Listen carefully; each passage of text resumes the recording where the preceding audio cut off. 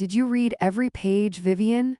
The question didn't sound dramatic. It wasn't shouted. It wasn't even sharp. It was calm, controlled, and devastating.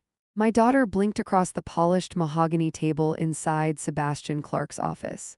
The wool rested open in front of her, thick paper, embossed seal, black ink still fresh from probate filing. Yes, she answered quickly.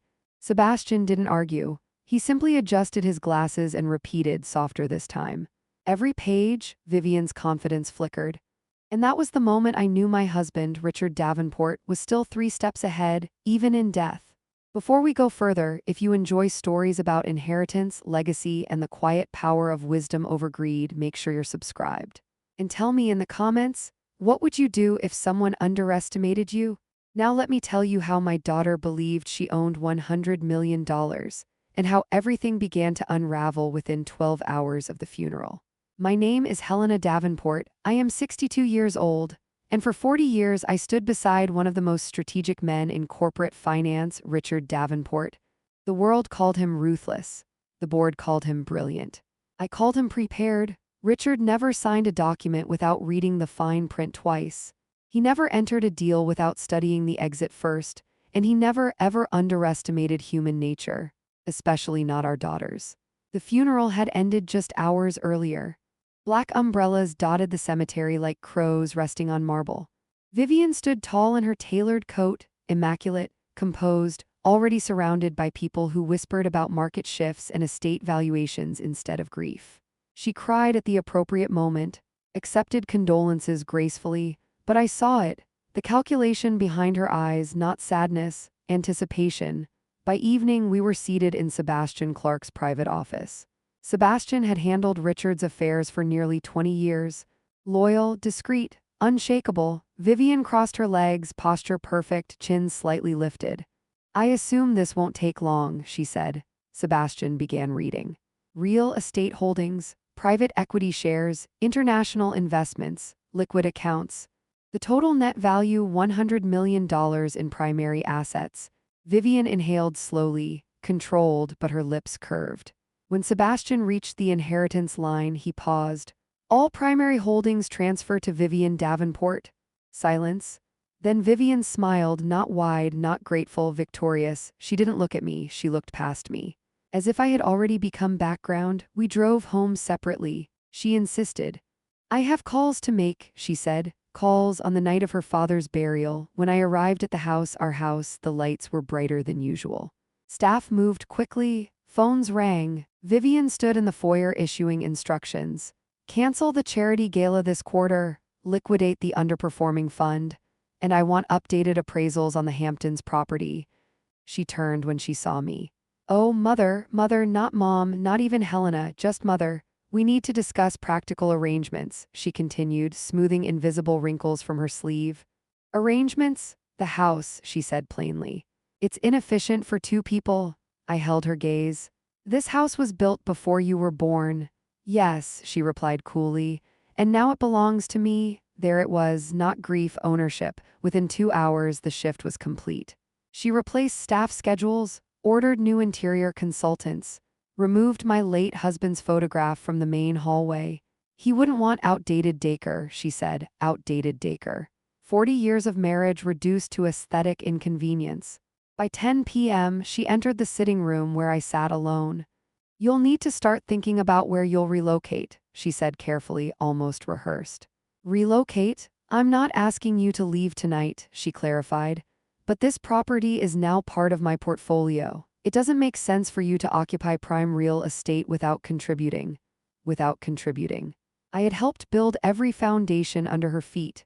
I had hosted investors in that dining room, balanced ledgers when Richard traveled, sacrificed years so she could live effortlessly, and now I was a liability. Are you asking me to leave my home? I asked calmly. I'm suggesting you make other arrangements, she replied. You'll be comfortable. I'll allocate something reasonable. Reasonable, like an allowance, for the woman who built her life. She walked toward the staircase, then paused. Oh, and mother? Yes. You should try not to make this emotional. It's business. Business. 12 hours after burying her father, I didn't argue, I didn't cry. I didn't remind her who signed the early mortgage papers or who negotiated the first board seats. Because Richard had taught me something long ago: never interrupt someone while they're revealing themselves. By midnight, Vivian was on the phone laughing, celebrating liquidity projections. Meanwhile, I packed a single overnight bag, not because I had to, because I wanted to see how far she would go. The next morning, she entered the breakfast room brisk and polished. "I've scheduled movers for next week. That gives you time." "For what?" I asked. "To adjust." She placed a document on the table, a property occupancy outline. She had drafted terms for me in my own house. I looked at the signature line blank. She hadn't forced it yet. She believed she didn't need to. That's when I made the call. "Sebastian," I said quietly. "It's time." He didn't ask questions. "Come in at noon," he replied. Vivian arrived at the office confident, composed, already talking about restructuring trusts. She sat down, crossed her legs again, and tapped the will. "It's straightforward," she said. "We can begin transferring titles immediately." Sebastian folded his hands. "Before we proceed," he said, "there's a final procedural confirmation." Vivian exhaled impatiently. "Which is?" He leaned slightly forward. "Did you read every page?" And for the first time since the funeral, her certainty trembled. Because what she didn't know, what she had never suspected, was that Richard Davenport had never left loose ends.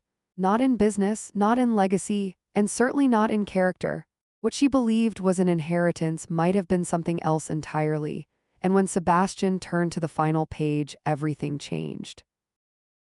Vivian didn't answer immediately. For the first time in her life, my daughter hesitated. Sebastian Clark didn't repeat the question again. He didn't need to. The silence in that office was thick enough to feel. "I skimmed it," Vivian finally said, defensive. "It's a standard transfer document." Sebastian nodded slowly. "Richard Davenport never drafted standard documents." That landed. I watched her posture shift just slightly. "What exactly are you implying?" she asked. Sebastian turned the final page of the will. There was a second header. Addendum, conditional transfer clause. Vivian frowned. "That wasn't read yesterday." "It wasn't read publicly," Sebastian corrected gently. "At Richard's request?" Her jaw tightened.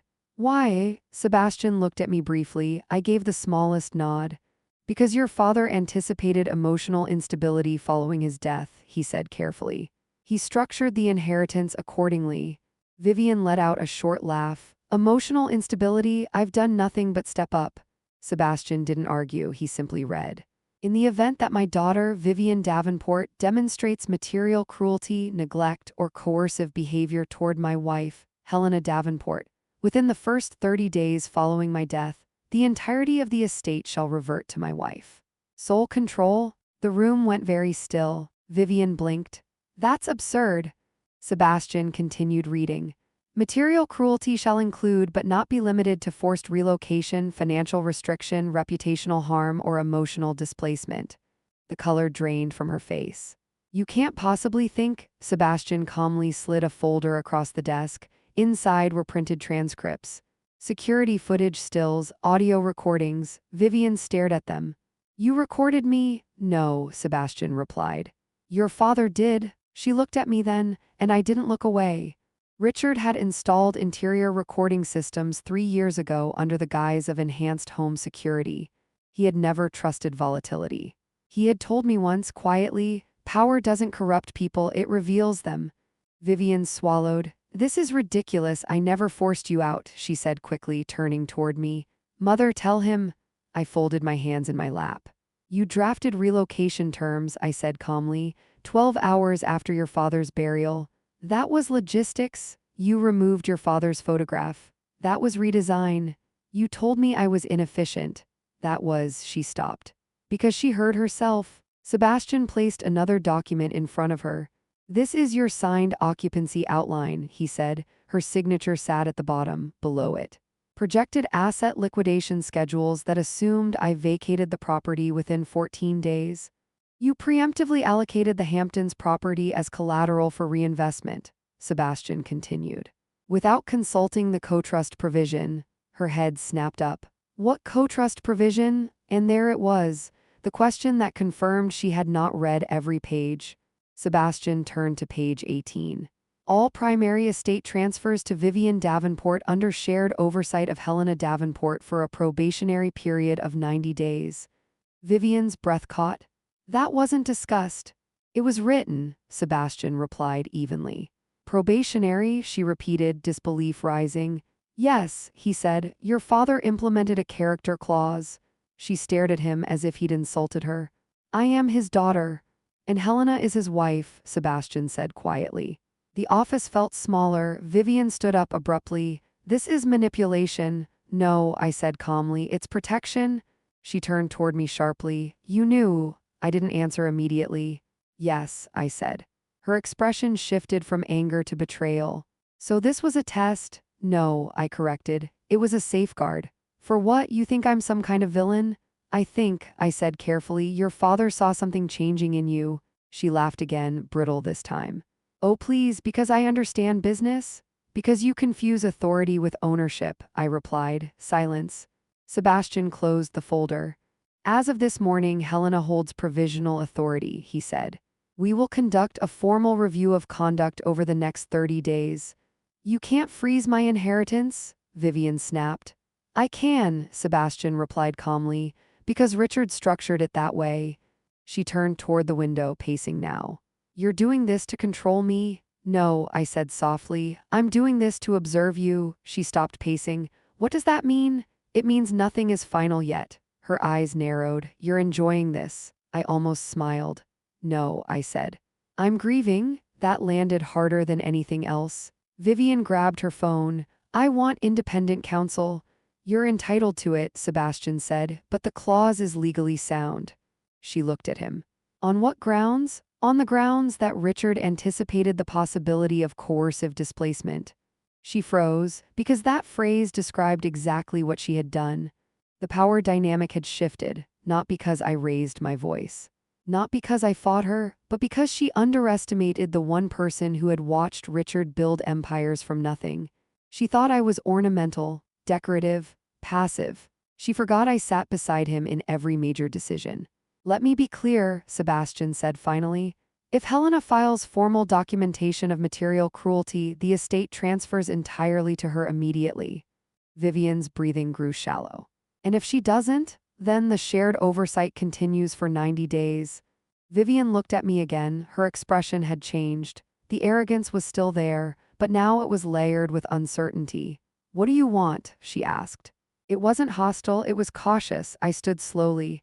I want to see who you become without believing you've already won. She stared at me. This is insane. No, I said gently. This is patient. Sebastian handed her a temporary authorization document. You maintain operational access, he explained. But all asset transfers require dual signature. She hesitated, then signed. Not because she wanted to, because she had to. As we left the office, Vivian walked ahead of me. Her shoulders were stiff. Her confidence fractured but not broken. Outside, she stopped at the steps. You really think Dad doubted me? She asked quietly. I looked at her profile, sharp, intelligent, wounded. I think your father loved you enough to question what unlimited power might do. She didn't respond. She got into her car and drove away. That night I returned to the house. The staff had been reinstated quietly at my request. Richard's portrait was back in the hallway. Vivian didn't comment, but she noticed. I saw it in her eyes. Over dinner, she was quieter. Measured, watching me the way I had begun watching her. The game had changed, but it wasn't over. Because here's what Vivian didn't realize yet. Richard's clause wasn't just about cruelty. It was about exposure. And over the next 30 days, she was going to reveal far more than she intended. The real question wasn't whether she would pass the probation. The real question was, what would she do when she realized she was still being tested? And what she did next proved my husband had predicted everything. The morning after the lawyer's office felt different. Not quiet, not tense, calculated. Vivian came downstairs earlier than usual, already dressed in a tailored navy suit, phone in hand, voice sharp and efficient. Cancel the yacht inspection, postpone the Monaco call, and do not announce anything publicly until I approve it, she said as she paced through the kitchen. She ended the call when she noticed me sitting at the island with my coffee. For a moment, neither of us spoke. I assume you're satisfied, she said finally. I stirred my cup slowly. With what? With the fact that I now need your signature for everything. Her tone was even, but underneath it was something simmering. It isn't about satisfaction, I replied. It's about structure. She gave a dry smile. You and Dad always loved that word. Structure, discipline, safeguards, things she once mocked as old-world paranoia. She pulled out a chair and sat across from me. Fine, let's be practical. There's an acquisition proposal I've been reviewing for weeks. It's strong, high upside. I'll need your approval.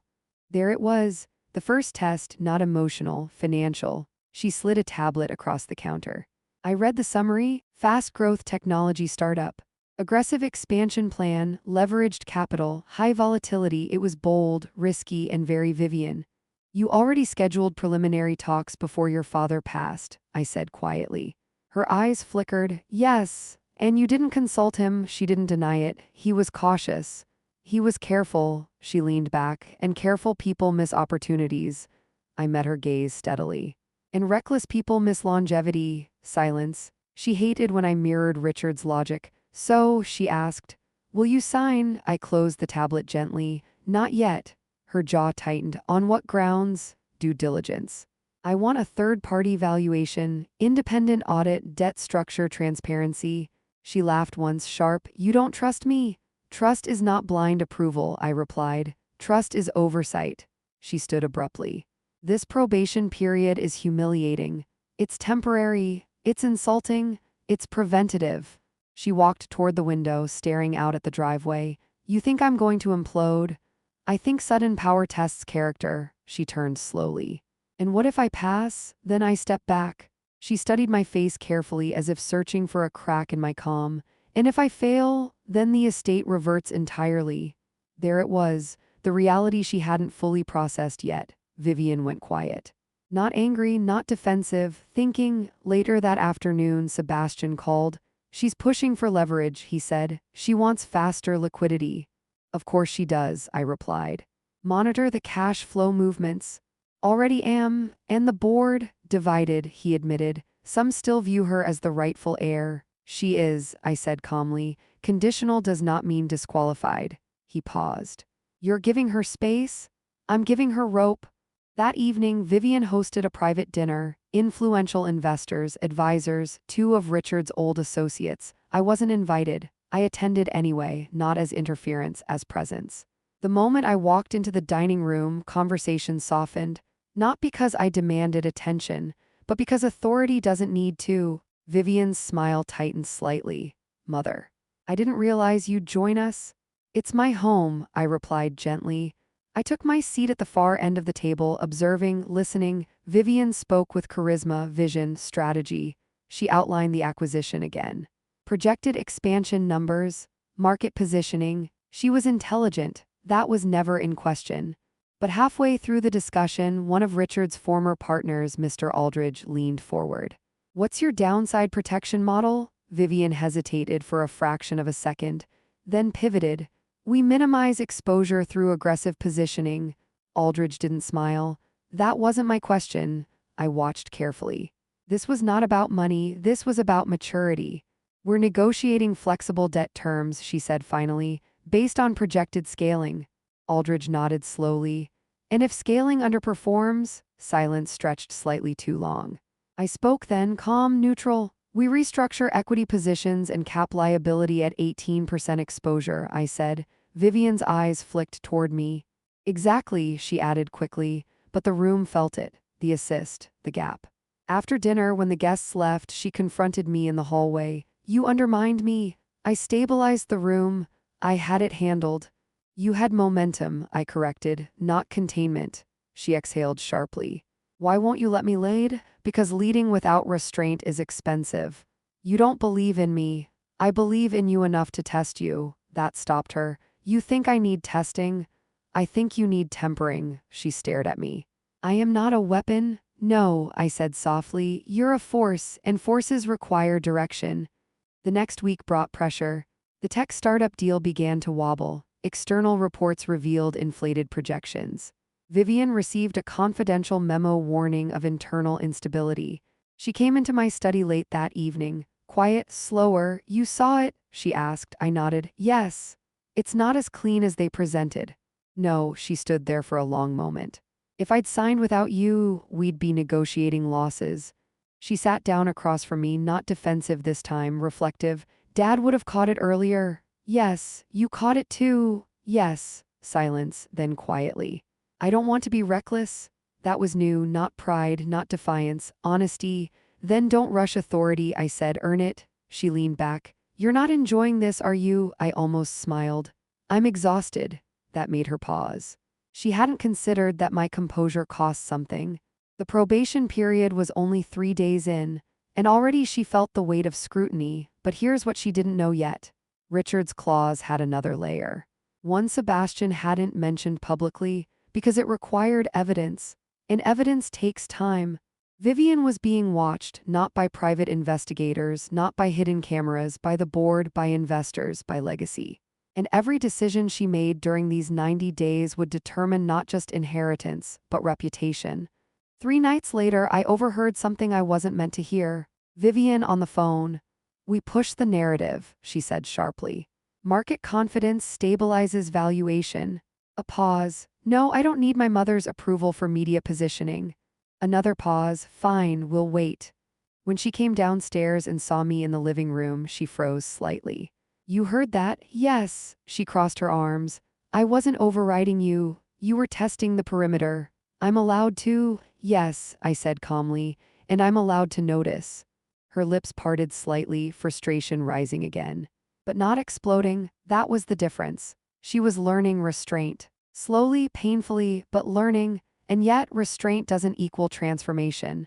Because on day 5 of the probation period, Vivian made a move that Richard predicted almost precisely. A move that wasn't reckless, it was strategic. And it forced me to realize this wasn't just about inheritance anymore, it was about influence. And what she did next shifted the balance again. Vivian didn't explode, she recalculated. That's what made her dangerous. On the 6th morning of the probation period, I walked into the breakfast room and found 3 newspapers neatly folded on the table. My name was in all of them. Not scandal, not accusation, framing. Founder's widow reclaims control during transitional period. Helena Davenport steps back into executive oversight. Stability or power struggle? I didn't need to ask who orchestrated the timing. Vivian entered moments later, composed, espresso in hand. Public confidence was dipping, she said lightly. Speculation needed direction. I looked at her steadily. So you redirected it. I protected the brand. The brand. Not the family, not the legacy, the brand. By positioning me as a temporary stabilizer, I asked. She didn't blink. Investors trust you. And you, a flicker, they're evaluating me. So you shifted the spotlight. I leveraged perception, she corrected. There it was, the move Richard anticipated. If she couldn't overpower the structure, she would outmaneuver it publicly. Smart, clean, controlled. You understand what this does, I said calmly. It reinforces the idea that you're not fully in command. She tilted her head slightly. Or it reinforces that I'm strategic enough to share command. That answer was better than it would have been a month ago, but it was still a move. Later that afternoon, Sebastian Clark called. Media release was coordinated through an outside PR firm, he said quietly. Not through internal communications. Meaning she's building parallel influence. I stared toward the garden Richard once tended on Sunday mornings. She's testing independence without breaching contract, I said. Exactly. And the board, mixed reactions, some impressed, some concerned. Of course they were. Vivian was showing initiative. But initiative without alignment creates fractures. That evening she requested a formal strategy meeting, not informal discussion. Formal. She entered the conference room prepared, data printed, projections clean, posture precise. If we're going to coexist in oversight for 90 days, she began, we need operational clarity. Proceed, I said. She outlined a revised acquisition plan. Lower leverage, phased investment, independent risk review. You adjusted your exposure model, I observed. Yes. Without being told. Yes, good, very good. And the PR narrative, I asked. Temporary stability messaging, she replied smoothly. After 30 days of consistent performance, we shift tone. She was thinking long-term optics now, not immediate dominance. But I wasn't finished. Why didn't you inform me before releasing the press framing? I asked. Silence stretched. Because, she said carefully, if I had asked, you might have declined, and hesitation would have leaked. There it was, not rebellion, preemption. She was still operating on assumption instead of collaboration. Vivian, I said evenly, authority shared without communication becomes competition. She didn't interrupt. She listened. That was new. You don't need to sidestep me, I continued.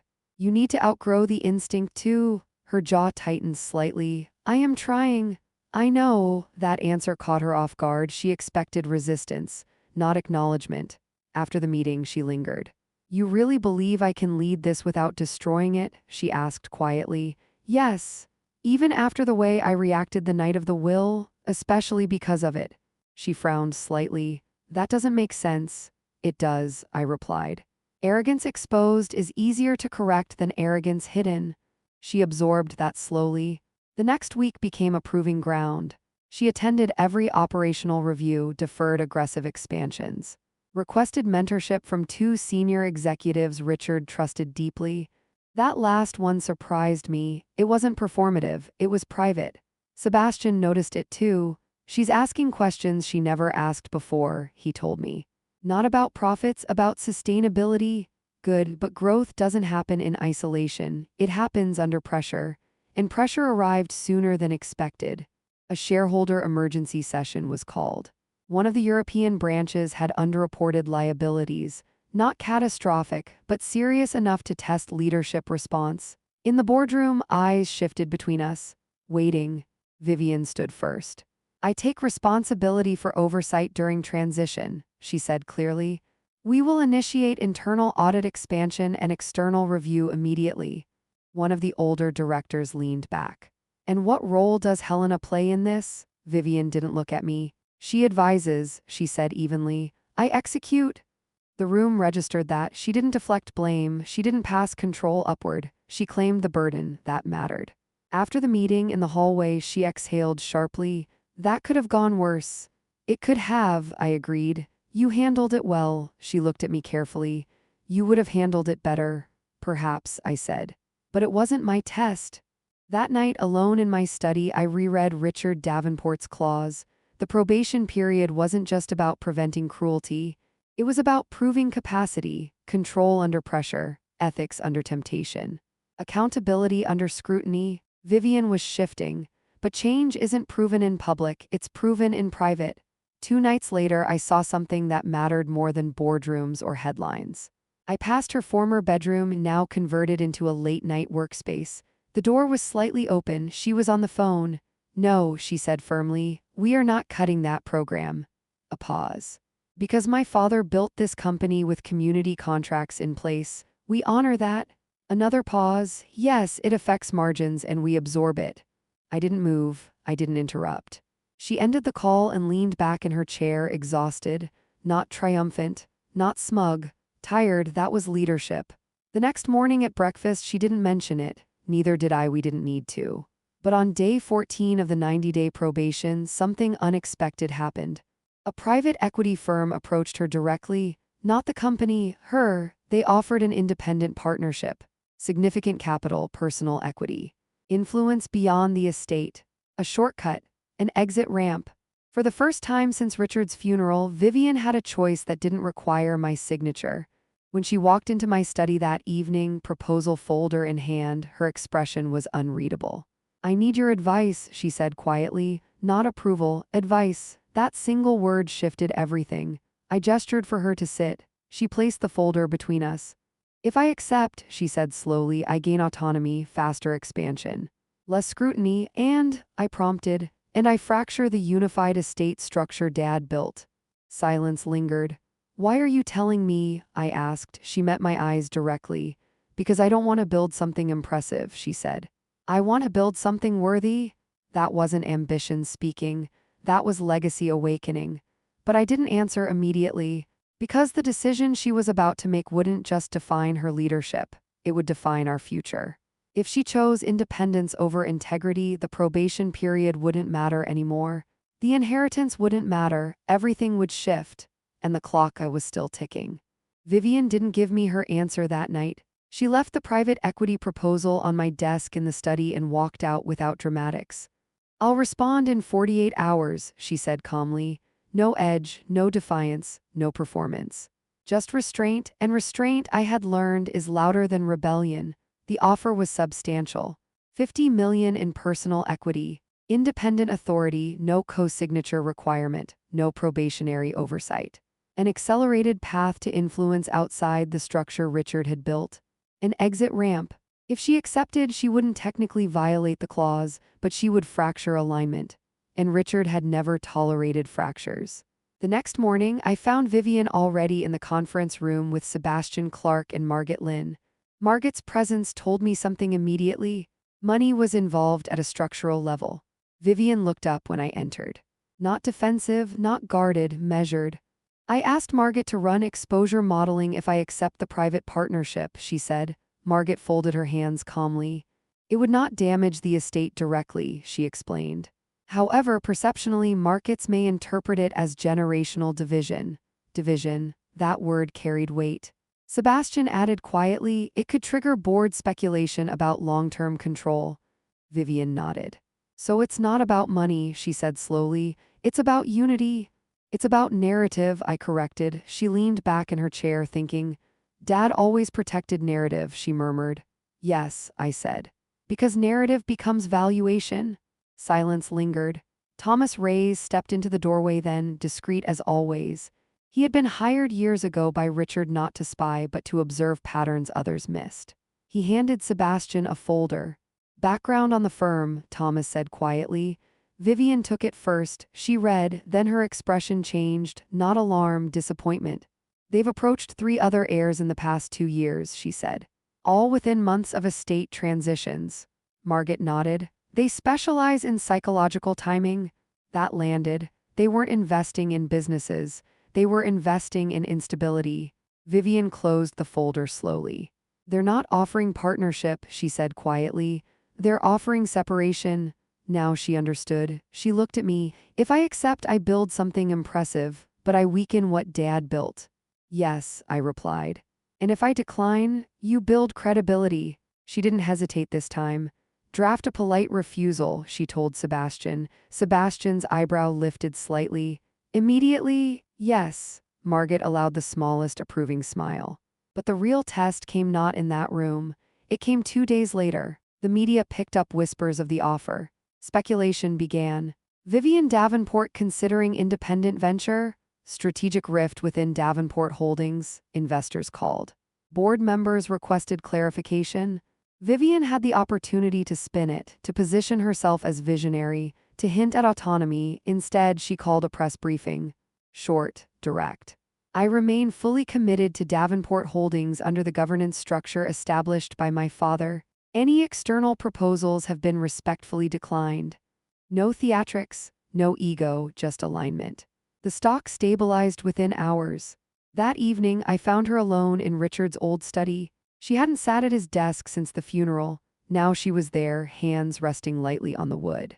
I used to think independence meant distance, she said quietly. It doesn't, I replied. It means discipline. She nodded slowly.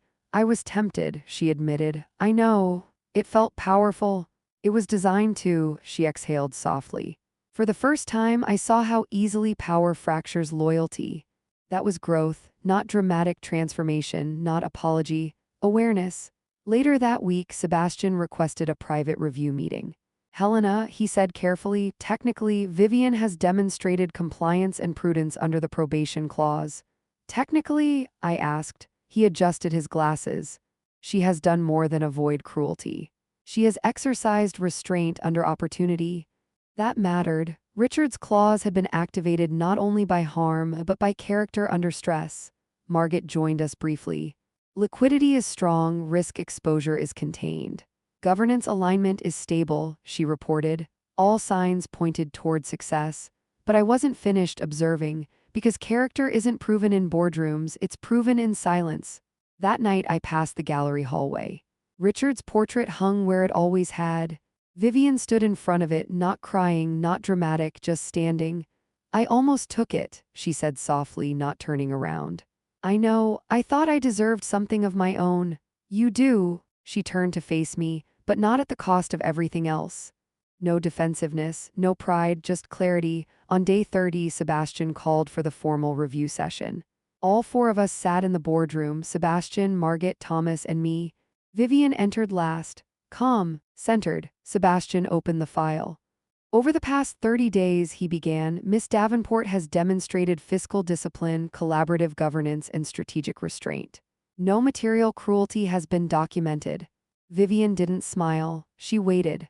Furthermore, Sebastian continued, independent oversight from Mr. Reyes confirms no attempts to circumvent the probationary structure. Thomas gave a slight nod. I looked at my daughter. 30 days ago, she believed ownership meant control. Now she understood control meant responsibility. Sebastian turned to me. As stipulated by Richard Davenport's conditional clause, you may now determine whether to dissolve the probationary oversight or extend it. The room felt still. This was the moment, not about punishment, not about dominance, about trust. Vivian met my eyes directly, no challenge, no fear, just steadiness. I folded my hands on the table. The probationary period is lifted, I said calmly. The air shifted. Vivian inhaled slowly, but before relief could settle fully, I added, effective immediately, we transition to equal authority, not dominance, not hierarchy, partnership. Sebastian documented the amendment. Margaret began updating control structures. Thomas closed his folder quietly. Vivian didn't move at first, then she stood. Thank you, she said, not as an heiress, as a leader. But as we left the boardroom, Sebastian paused. There is one remaining document, he said carefully. My pulse slowed. Richard instructed it be delivered only if probation concluded successfully. Vivian looked between us. What document? Sebastian reached into his briefcase and removed a sealed envelope. Thick, cream paper, Richard's handwriting across the front, for when she is ready. Vivian's composure faltered for the first time. Because she realized something in that moment. This wasn't about inheritance, it never had been, it was about readiness. And whatever Richard had written in that final sealed instruction was not about money, it was about legacy. And when Vivian breaks that seal, she won't just inherit control, she'll inherit expectation, and expectation is heavier than wealth. Vivian didn't open the envelope immediately, she held it, turned it over once, twice. Her name wasn't written on it. Only a single line in Richard Davenport's precise handwriting, for when she is ready. Sebastian Clark placed it gently on the conference table between us and stepped back. No one has read it, he said. Not even me. Margaret Lynn remained still, hands folded. Thomas Reyes watched quietly from near the window. No one rushed her because this wasn't about suspense, it was about weight. Vivian finally sat down again, her fingers traced the edge of the seal. I thought the probation was the test, she said softly. It was, I replied. But your father never designed only one? She exhaled slowly and broke the seal. The sound was small, but it felt enormous. Inside was a single sheet, not thick, not legal, personal. Vivian unfolded it carefully. Her eyes moved across the page, and then she stopped breathing for a moment. What does it say? I asked quietly. She swallowed. He didn't leave the controlling shares to either of us. Silence. Sebastian straightened slightly. What? Margaret asked. Vivian looked up. He transferred 51% of Davenport Holdings into an irrevocable legacy trust, effective upon successful completion of the probationary clause. My pulse didn't quicken. Richard had always layered his strategies. Who controls the trust? Sebastian asked. Vivian looked back down at the letter. The beneficiaries are the foundation divisions and long-term employee equity structure. Margaret's expression shifted. That means, she said slowly, no single individual can ever hold majority control again. Vivian nodded faintly. He removed the possibility of dominance, the possibility of fracture, the possibility of ego dismantling what he built. Richard had protected the company not just from markets, but from us. Vivian continued reading. There's more. Her voice softened as she read aloud. My daughter, if you are reading this, it means you have proven discipline under power. I am proud of you, but pride is not permission. Davenport Holdings was never meant to be inherited as a throne. It was meant to be stewarded as a responsibility. Her voice trembled slightly, not with weakness, but with recognition. Sebastian lowered himself into his chair. Richard had just rewritten Succession, without announcement, without spectacle. Elegantly, Vivian read further. Control concentrated in one pair of hands invites erosion. I built this company to outlive personality. If you and your mother are aligned, you will understand why this structure protects you both. She looked up at me. He didn't trust either of us with majority control. No, I said softly. He trusted structure. Thomas Reyes spoke for the first time. He removed temptation. Yes, that was the word, temptation. Vivian continued. You will each retain executive authority, equal voting power within the board framework, and oversight of the foundation expansion. But neither of you will be able to weaponize ownership. She let out a breath she hadn't realized she was holding. I almost wanted that, she admitted quietly. Majority control. I know, I said. I thought it would prove something. It would have, I replied, but not what you think. Margaret folded her hands more tightly. This is unprecedented, she said, but it's stable. Sebastian nodded slowly. He made the company unbreakable by family conflict. Vivian stared at the paper again. There's one final paragraph. Her voice steadied as she read it. If at any point you find yourselves arguing over power rather than purpose, you will know you have forgotten the point of everything I built. Wealth magnifies character, structure preserves it. Silence filled the boardroom. No one spoke for a long time because this wasn't about shock, it was about realization. Richard hadn't simply tested Vivian, he had redefined Succession entirely. Vivian placed the letter down gently. So this is permanent, she said. Yes, Sebastian confirmed, irrevocable. She leaned back in her chair. Good, that answer surprised me. Good, I repeated. She nodded slowly. I don't want to become the person who believes control equals identity. There was no bitterness in her voice. Only clarity. I almost chased that private equity firm because I wanted something that was mine alone, she admitted. And now, I asked. Now I understand why he didn't allow that possibility here. Margaret began outlining implementation steps. Employee equity distribution adjustments. Foundation capital restructuring. Voting recalibration. But Vivian wasn't listening to the logistics anymore. She was staring at her father's signature at the bottom of the page. He knew I would want power, she whispered. He knew you would grow, I corrected. She turned to me. You're not angry? At what? That he limited you too, I smiled faintly. Richard and I built this together. I never needed majority control to know my influence. That truth settled between us. Vivian stood and walked to the window. The city stretched below, unaware that its most powerful company had just transformed governance permanently. I used to think inheritance meant accumulation, she said quietly, and now it means protection. She turned back to the table. What happens next? Sebastian answered first.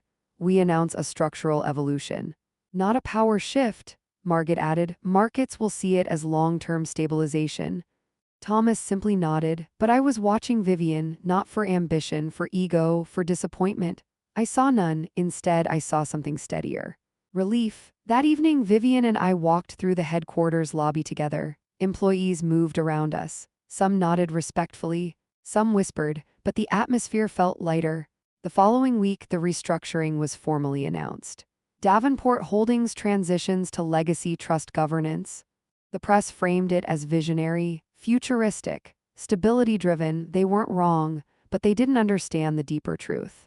Richard had eliminated the battlefield before it could form. 3 days after the announcement, Vivian entered my office without knocking, not careless, comfortable. There's something I want to propose, she said. I gestured for her to sit. I want to expand the employee equity portion further, not just symbolic distribution, real ownership participation. That reduces personal dividend, I noted. Yes. You're certain? Yes. I studied her carefully. Why? Because if this company outlives us, it shouldn't depend on us. That answer, that was the shift, not ambition, not rebellion, stewardship. Later that night, she stood once again in front of Richard's portrait. This was never about giving me money, was it? She murmured. No, I replied. It was about preventing me from becoming smaller than the fortune. She looked at me. I think I finally understand him. I stepped beside her. You understand yourself? And that mattered more, but just when the structure felt stable, just when governance settled, Sebastian called late one evening. Helena, he said quietly, there's a codicil. My pulse slowed, not quickened. Another one? Yes. From Richard? No, he paused. It's from the original founding partner, dated 15 years ago. Vivian, who had been sitting across from me reviewing foundation reports, looked up sharply. What kind of codicil? She asked. Sebastian's voice lowered slightly. One that activates if the Davenport line ever relinquishes majority control. The room went still. Richard had just relinquished it. And if this codicil contained what I suspected, the legacy wasn't finished evolving. Vivian slowly closed the report in front of her. So we passed one test, she said quietly, and walked into another. Yes. And this one wouldn't test ambition. It would test loyalty. And what that founding document contains might reshape everything Richard thought he secured, because legacy isn't only about what you build, it's about who you built it with. And some partnerships never truly disappear. The sealed document arrived on a Wednesday morning. No courier branding, no corporate insignia, just a cream envelope with my name written in Richard's unmistakable hand. Helena Davenport. Not Mrs. Davenport, not chairwoman, just Helena. Vivian was in the study with me when Thomas Reyes brought it in. He didn't speak. He simply placed it on my desk and gave the smallest nod. If Thomas looked unsettled, it meant Richard had orchestrated something meticulous. Vivian stared at the envelope. That's his handwriting. Yes, I said quietly. The seal was dated 2 years before Richard's death. Why would he schedule something this far out? Vivian asked. Because he anticipated timing, I replied. Sebastian Clark joined us within the hour. He examined the envelope carefully. It's registered under a conditional release, he said. Activated only after the foundation completed its first audited year. Vivian exhaled slowly. So this is after everything? Nothing your father did was after everything, I said. It was always layered. I broke the seal. Inside was a single page, no legal jargon, no addendum structure, just a letter. Helena, if you are opening this, then Vivian has passed the first test. That means something inside her has shifted permanently, but growth under pressure is not the same as stability under influence. The next phase was never about money, it was about power. Vivian leaned forward. Power attracts loyalty that isn't real. Power attracts enemies that smile. Power attracts opportunities that are traps.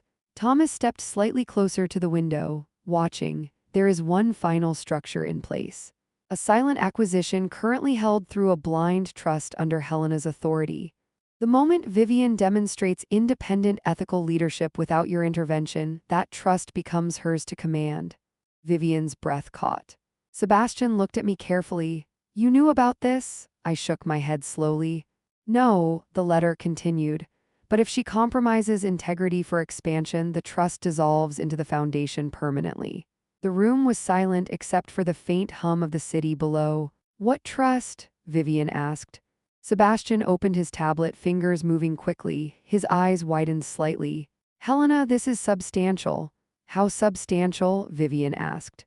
200 million? The air shifted. Vivian didn't smile, she didn't gasp, she simply sat back slowly.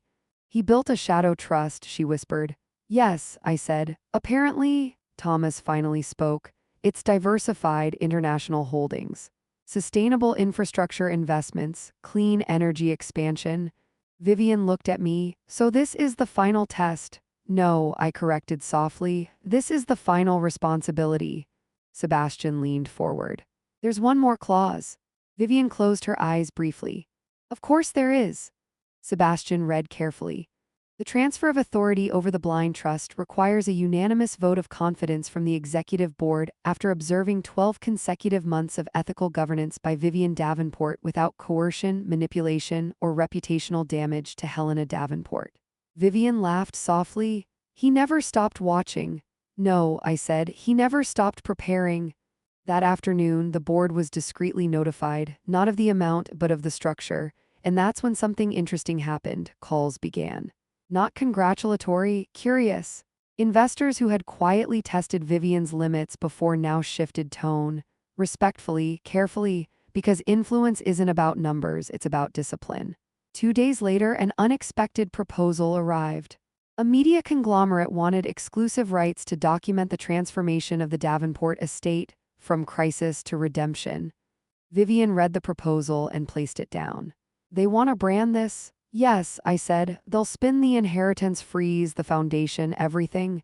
Yes, and it would increase public valuation. Significantly, Sebastian confirmed. Vivian stared at the contract. 2 years ago, she would have accepted immediately. Visibility meant validation. Now, no, she said calmly. Sebastian looked up. You're declining? I don't want our growth monetized. Public exposure would strengthen investor confidence, he pressed gently. Or it would turn our private transformation into spectacle. She slid the contract back across the table. We're not a redemption campaign, we're a responsibility. I didn't speak, because in that moment I saw it clearly.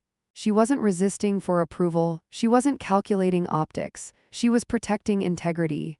That evening, Thomas handed me a quiet report.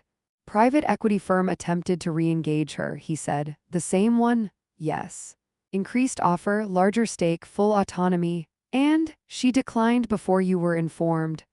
I felt something settle inside me, not relief, certainty. The following week, the board convened privately. No press, no announcements.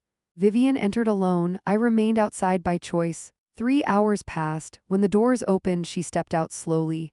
Not triumphant, not shaken, unanimous, she said. Sebastian followed behind her. The trust transfers effective immediately. $200 million, fully hers to command. No co-signature, no probation, no oversight. For the first time since Richard's funeral, Vivian stood completely independent. She looked at me. I don't want to manage it alone. You can, I replied. I know, she said, but I don't want to. She walked past me toward the elevator, then paused. Mom, yes, when Dad wrote that last page, do you think he ever doubted me? I thought about Richard's steady voice, his endless contingencies, his quiet love. No, I said gently. He doubted the world around you? Vivian smiled softly. That night she didn't celebrate. She drove to the foundation office, stayed until midnight restructuring educational grants into long-term endowments, expanded the clean energy initiative into underserved communities, signed the first infrastructure expansion contract under the new trust. No spectacle, no champagne, just work. Later, when we returned home, she stood in the hallway where she once removed Richard's portrait.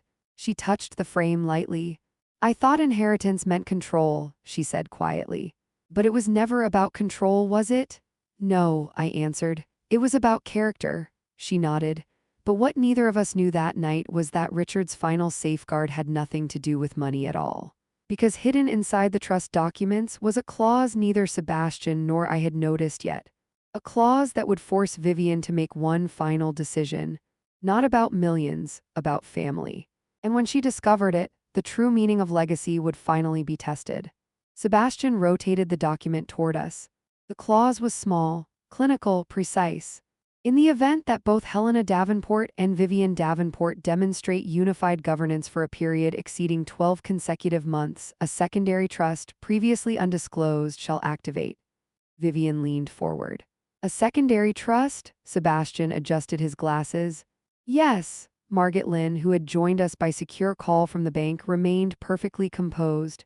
We were instructed not to acknowledge its existence unless this condition was satisfied. I felt my pulse slow, not quicken. Richard never layered protection without purpose. Vivian's voice softened. How large? Sebastian exhaled once. $280 million. The room went silent. Even Vivian didn't react the way she once would have. No sharp inhale, no flicker of conquest, just stillness. Why wasn't this included in the original estate disclosure? She asked quietly. Because, Margaret answered calmly, your father did not want wealth to motivate reform. He wanted character too. Vivian sat back in her chair slowly. All those months, all the audits, all the restraint, and Richard had still been holding something back. Sebastian continued reading. The secondary trust is not distributable for personal use. It is permanently designated for global infrastructure impact, education, healthcare, sustainability, with Helena and Vivian Davenport as co-stewards. No unilateral withdrawal permitted, no dissolution clause. Vivian blinked. So it's not ours. It never was, I said quietly. Sebastian nodded. It belongs to the mission. Vivian looked down at the table. Then she did something that told me everything. She smiled, not because the number was large, but because she finally understood the pattern. He never stopped teaching us, she murmured. No, he didn't. Richard's final safeguard wasn't about control, it was about alignment. For a year, Vivian had worked without knowing there was a reward. She had chosen restraint without leverage. She had rebuilt credibility without guarantee. And now, the inheritance wasn't expanding her lifestyle, it was expanding her responsibility. Sebastian folded the documents carefully. Activation requires both of your signatures. Vivian didn't reach for the pen immediately. She looked at me instead. Mom, are we ready for something this large? That question 12 months ago would have been replaced with, how fast can we deploy it? Growth is rarely loud. Sometimes it's measured by the questions someone asks. We're not ready to control it, I replied calmly. We're ready to serve it. She nodded once. We signed, not as competitors, not as probationary co-trustees, as partners. 2 weeks later, the announcement was made. No extravagant press conference. No champagne launch. A simple statement. The Davenport Global Impact Trust commits $280 million toward long-term infrastructure initiatives across 5 continents. The markets responded positively. The board responded with confidence. But the moment that mattered most wasn't public. It happened 3 days later. Vivian asked to visit the first clinic funded by the new trust, not for cameras, not for validation, to listen. We flew quietly, no entourage. When we arrived, a young nurse walked us through the newly renovated wing, equipment funded by Richard's structure, staff salaries stabilized. A mother approached Vivian holding a small child. This place saved her, the woman said through a translator. Vivian crouched to the child's level, no press photographer, no headline, just eye contact. When we stepped outside afterward, she was quiet. Dad built this before I even knew I needed to change, she said softly. Yes, I answered. She looked at the horizon for a long moment. I used to think he doubted me. He didn't, I said gently. He prepared you, she exhaled slowly. And you, she asked. Did you ever doubt I'd get here? I smiled faintly. I doubted the timing. Not the potential. That evening, back at the house, our house, we sat in Richard's old study. Vivian ran her fingers over the edge of his desk. I used to see this room as power, she admitted. And now, as responsibility. She paused.